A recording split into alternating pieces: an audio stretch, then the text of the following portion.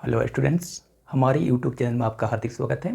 तो चलिए आज हम लोग पढ़ते हैं मैथमेटिक्स में चतुर्भुज या परिचय के बारे में। ठीक है, इससे पहले हम लोग चतुर्भुज के भाग 1 की चर्चा कर चुके हैं। आज हम लोग चतुर्भुज के भाग 2 की चर्चा करने वाले हैं। तो जैसे कि आप लोग हमारे पिछले वीडियोज में देख चुके हैं, कुछ विकर्णों की स्थिति को देखते हुए हम लोग चतुर्भुजों को 2 वर्गों में वर्गीकृत करते हैं। एक वर्ग बनता है उत्तल चतुर्भुज का, दूसरा चतुर्भुज बन जाता है अवतल चतुर्भुज का। तो हमारे स्कूली सिलेबस या कॉम्पिटिटिव एग्जाम में अक्सर उत्तल चतुर्भुज से ही रिलेटेड अधिकांश सवाल पूछे जाते हैं। अवतल चतुर्भुज से सवाल बहुत ही कम पूछे जाते हैं। तो अपना ध्यान हम लोग 99% कहाँ पर फोकसित करेंगे? उत्तल बहुभुज पर या उत्तल चतुर्भुज पर फोकसित करेंगे। ठीक है, तो उत्तल चतुर्भुज कितने प्रकार के होते हैं? तो आप देखेंगे कि उत्तल चतुर्भुज होते हैं वो मुख्य रूप से 6 प्रकार के होते हैं। और ये 6 प्रकार के नाम क्या क्या हैं? तो उनका पहला प्रकार का जो नाम है वह है समलम चतुर्भुज या फिर ट्रेपेजियम। उनका दूसरा प्रकार का नाम है समांतर चतुर्भुज, जिसको कहा जाता है पैरेललोग्राम। तीसरा प्रकार जो है वो आयत या रेक्टेंगल कहलाता है। चौथा प्रकार वर्ग या स्क्वायर है। एक पांचवा प्रकार है जिसे हम लोग समचतुर्भुज या रंभस के नाम से जानते हैं। और छठा प्रकार जो है वो पतंग या काइट के नाम से जाना जाता है। उत्तल चतुर्भुज के 6 प्रकार हो गए। फर्स्ट नंबर में क्या बताए? समलम चतुर्भुज बताए, जिसको अंग्रेजी में ट्रेपेजियम कहते हैं।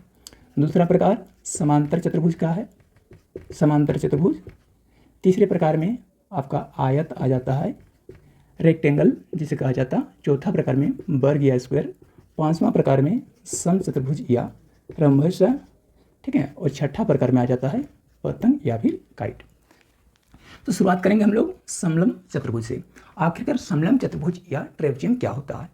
ठीक है, तो उसके विषय में हमें जानना चाहिए कि वह चतुर्भुज है जिनकी एक जोड़ी सम्मुख भुजाएं समानांतर हो। ऐसे किसी भी चतुर्भुज में तो 2 जोड़ी सम्मुख भुजाएं होती है। सम्मुख कहने का अर्थ हो गया आमने सामने की भुजाएं। उदाहरण के लिए आप देखेंगे यहाँ पर जो एक ड्राइंग तैयार कर रहे हैं, इस ड्राइंग में देख लीजिए। इस ड्राइंग में देखोगे कि एक चतुर्भुज का निर्माण हो चुका है। चतुर्भुज का नामकरण हम लोग अगर ए बी सी और डी के रूप में अगर करें तो चतुर्भुज ए बी सी डी में क्या देख रहे हैं? चतुर्भुज ए बी सी डी में देखिए ए बी भुजा और डी सी भुजा एक दूसरे की क्या है? सम्मुख भुजा है। तो वे आपस में भले ही समान नहीं है परंतु समानांतर है। किस अर्थ में समानांतर है? क्योंकि ये दोनों भुजाओं को हम लोग अगर ऊपर की दिशा में आगे बढ़ाएं कि नीचे की दिशा में आगे बढ़ाएं, अनंत सीमा तक आगे बढ़ाएं, तो भी ये भुजाएं कभी एक दूसरे को कटने वाली नहीं है। ठीक है, तो इसमें एक जोड़ी सम्मुख भुजाएं क्या हो गई? समानांतर हो गई।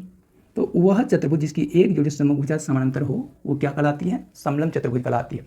इसकी दूसरी जोड़ी सम्मुख भुजा क्या समानांतर है? देखेंगे इधर ए डी भुजा को आप आगे बढ़ाइए और बी सी भुजा को आगे बढ़ाइए। देखिए ये एक दूसरे को काट रही है। तो इसकी दूसरी जोड़ी जो सम्मुख भुजा है ए डी और बी सी, उनको तो समानांतर नहीं कर सकते हैं, लेकिन इसकी जो पहली जोड़ी सम्मुख भुजा है बाएं की ए बी समानांतर है डी सी।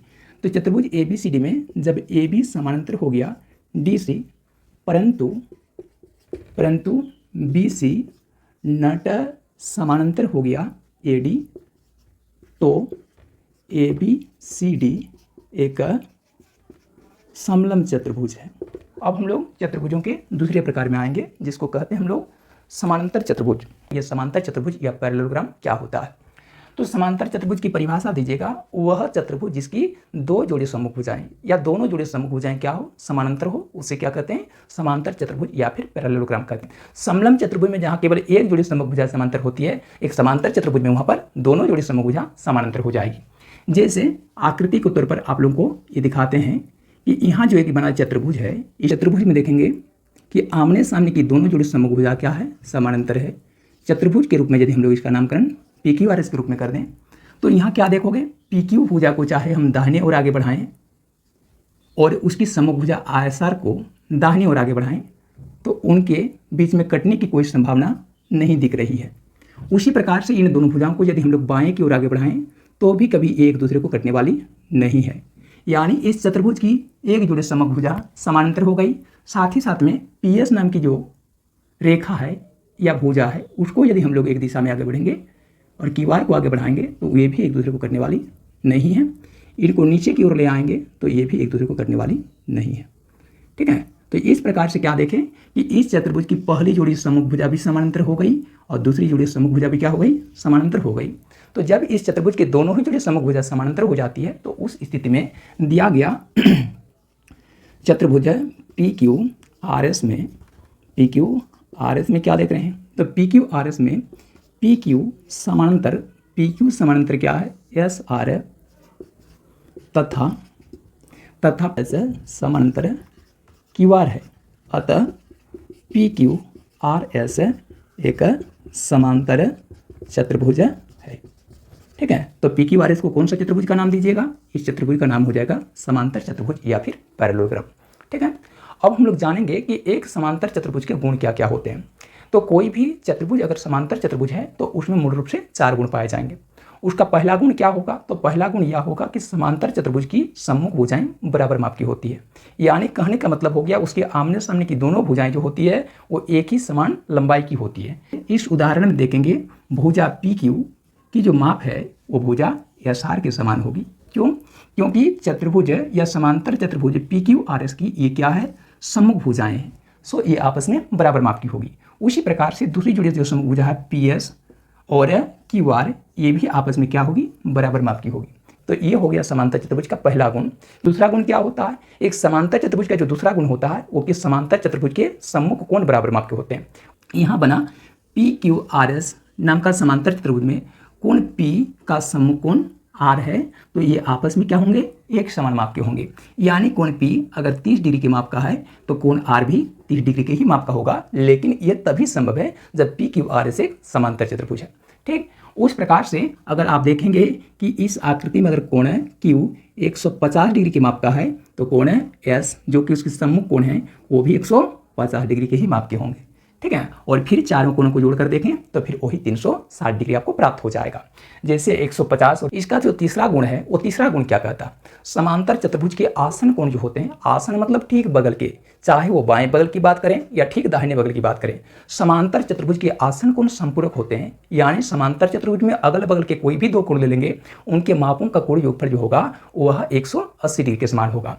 जैसे देखोगे यहाँ पर कोण P के ठीक दाएं बगल में कोण Q है, तो P कोण और Q कोण के मापों को अगर जोड़ेंगे तो कोण योगफल कितना होगा, 30 डिग्री और 150 डिग्री, दोनों मिलाकर 180 डिग्री होता है। और जैसे कि आप सभी जानते हो कि ऐसे जो है कोण युग्म या वह 2 कोणों के मापों का योगफल 180 डिग्री के समान हो तो ये कोण एक दूसरे के संपूरक कोण कहलाते हैं या फिर सप्लीमेंट्री एंगल्स कहलाते हैं। तो यहाँ कोण P और कोण Q दोनों के मापों का योगफल 180 डिग्री के समान हो रहा है, इस वजह से ये दोनों क्या है, संपूरक कोण के युग्म है। उसी ढंग से कोण Q और कोण R को देखें तो कोण Q और R भी क्या है, ठीक आसन कोणों के युग्म है या अगल बगल के कोण है। इसके चलते इनके मापों का योगफल भी 150 और 30 180 हो जाता। फिर इसमें देखेंगे कोण R और S भी आसन कोणों के युग्म है, इनका योगफल भी 180 होता। कोण S और P इनके मापों का योगफल भी 180 डिग्री हो जाएगा, क्योंकि ये समांतर चतुर्भुज के आसन कोणों के युग्म है। ठीक है, जहाँ तक हमको उम्मीद है ये आप लोगों को बात समझ में आ रही होगी। अब हम लोग इसके चौथे गुणों की तरफ आगे बढ़ेंगे। इसका चौथा गुण कौन सा है, तो एक समांतर चतुर्भुज का जो चौथा गुण है वो कुछ इस तरह से है।